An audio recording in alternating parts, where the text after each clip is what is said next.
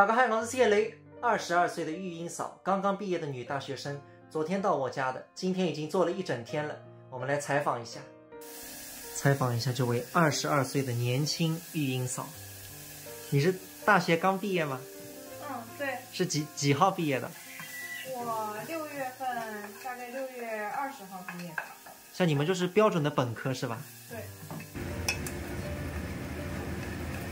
好了，弟弟看，弟弟，咦，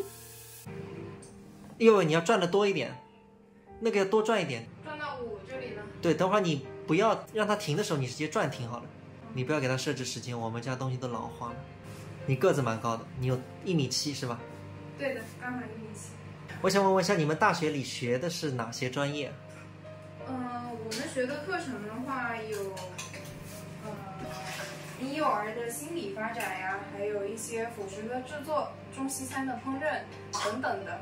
家政这一块其实各方各面都有涉及，只是说我现在带宝宝的话，就只涉及到其中的某几个方面。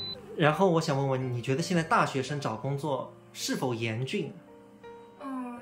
挺严峻的，因为我之前没有干家政，我在找实习工作的时候，我也找了很多，像类似于那种坐班的呀，就其实现在坑还挺多的，然后工资又不是很高。那你投简历是不是都石沉大海？对，大部分都是石沉大海。那像很多985、211的，因为你们是18岁大学，18岁读高中嘛，对吧？22岁毕业，正好4年嘛。那么像985、211毕业的，有没有那种找不到工作的？也有很多呀。那么怎么会那么好的大学他们也找不到工作呢？一方面是现在就业形势严峻，还有一方面，他们自身可能觉得自己读了一个那么好的大学，现在他们能找到工作不符合他们其实有单位要他们，其实他们觉得工资低了。对，蛮好，我觉得你们做这个育婴挺好的。现在这个行业其实越来越年轻化了，未来会有更多的大学生啊来加入这个行业。看不看？看了吗？真乖。那欧阳你怎么没去考研？我觉得现在学历贬值的挺厉害的。那你们班考研的多吗？考研的有1半以上。先把饭推下去，把面推下去。是不是换了年轻小姐姐来喂你了，开心啊？